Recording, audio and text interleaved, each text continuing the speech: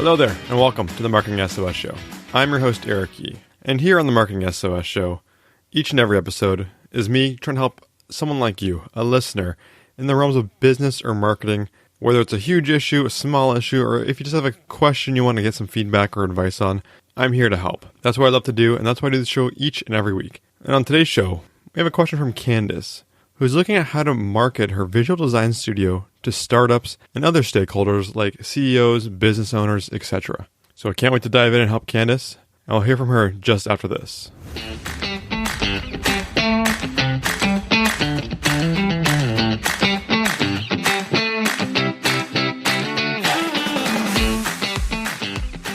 So Candace writes, "Hi Eric, how can I promote an interior design studio? We design workspaces mainly for startups. I want to promote our studio to an audience like startups, CEOs, business owners, etc. For now, I am thinking to go with Instagram and LinkedIn. I need advice on how I should proceed with promoting our services to startups. Like apart from project images, what other content varieties can I use to attract entrepreneurs to my page or website?" So Candace, it sounds like you're in a very interesting industry and a very exciting one at that. One with probably a lot of money flowing to it from startups trying to kind of captivate that whole exciting workplace, trying to retain their employees. So I'm sure this goes without saying, but the industry that you're in, very visual industry, and as such, your content should be as well. So from your content to your website, everything you do needs to reflect this. Literally, I can't place more importance on this. They always say that a picture is worth 1,000 words, and that is true. So you need each and every picture that you carefully curate to put as the face of your company, whether it's on social media or on your website. It needs to convey the value that you'll bring to them, as well as your design aesthetics and all your philosophies around creating these visually appealing, design-driven workspaces. So strong photos, videos, and imagery in all collateral and customer-facing material, especially your website, is a must. Now, in terms of the different avenues you should look at towards getting in front of these customers, I would highly suggest looking at Google Ads. Now, why Google Ads as opposed to Facebook ads or Instagram ads? Well, the thing with Google Ads is people are usually Googling for something when they have an intention. They want to buy something. They want to engage with the service. So very likely, startups or business owners in your area or the different areas where you operate will be searching with intention for services like yours. So when they're Googling for it, your name and your studio should come up first with a link to your wonderful portfolio and how to quickly get in contact with you. Now, how about, I know you're looking for more digital strategies. You kind of mentioned you're doing LinkedIn and Instagram, which are both great, I think.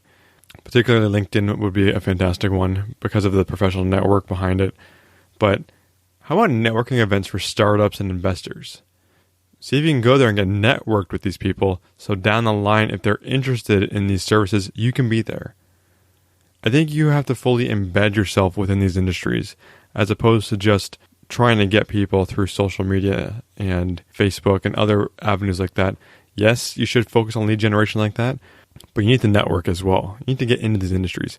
Very likely, a lot of these CEOs from these startups, they're going to start one startup and go on to the next and the next. So if you can build those relationships now, it's going to pay dividends in the future. The same with investors. They're investing in several different startups.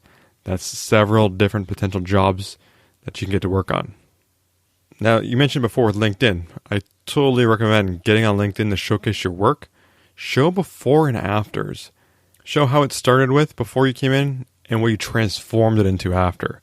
So that way people can visualize the space that they have, what it could potentially look like in the future. Ensure you are connected with the right potential clients. Like I said, the investors, the startup CEOs, people that would be senior leadership at these firms. Even cold adding people to your network with a personalized message. Don't try to sell anything here right away.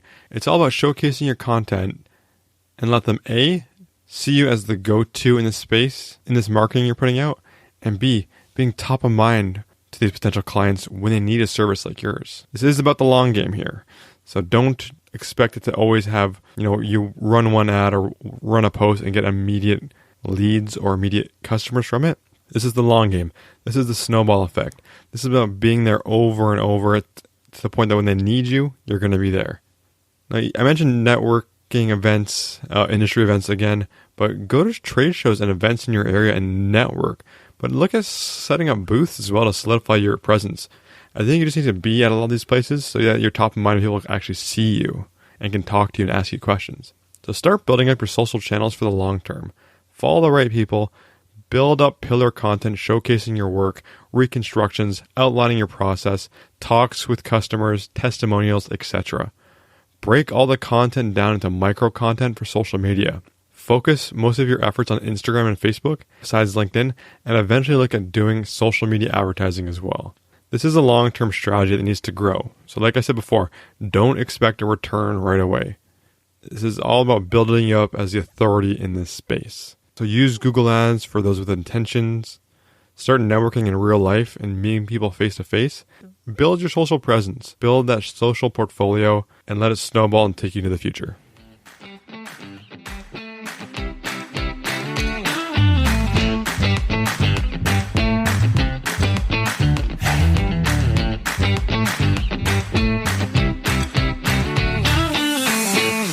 So Candace, thank you so much for the question, and it's really exciting industry for you to be in. I really love seeing these startups and some of the fantastic working spaces that they're in. They just seem to kind of pull out the creativity and probably the productivity from the people that they work with. I mean, I worked in some terrible offices. Let's talk about olive green cubicle walls that just suck any kind of creativity out of you. But these spaces have an energy of their own, and that's really what these startups are kind of looking for. They want high energy people. They want people that are going to excel and do the job well and stay at work longer hours than they should. So you definitely have an important role to play in the success of these companies. So I'm really excited to see how this goes for you, and I wish you all the best.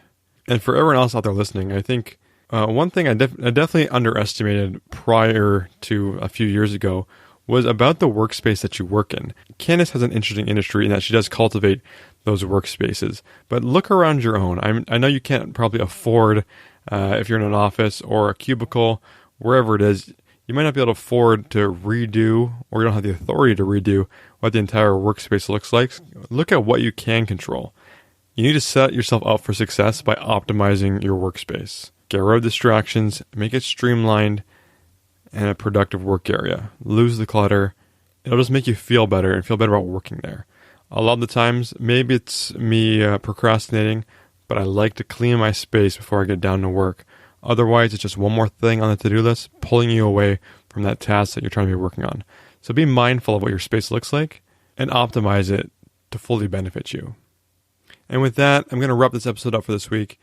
If you have any questions of your own, it's eric@marketingsos.ca. I'm here for you. Drop me a line. I am happy to help, and I can't wait to answer your question in an upcoming episode of the show. And if you could be so kind as to drop me a ratings and review in iTunes or wherever it is you listen to your podcasts, that would be fantastic and it would help grow the show, and I would really appreciate it.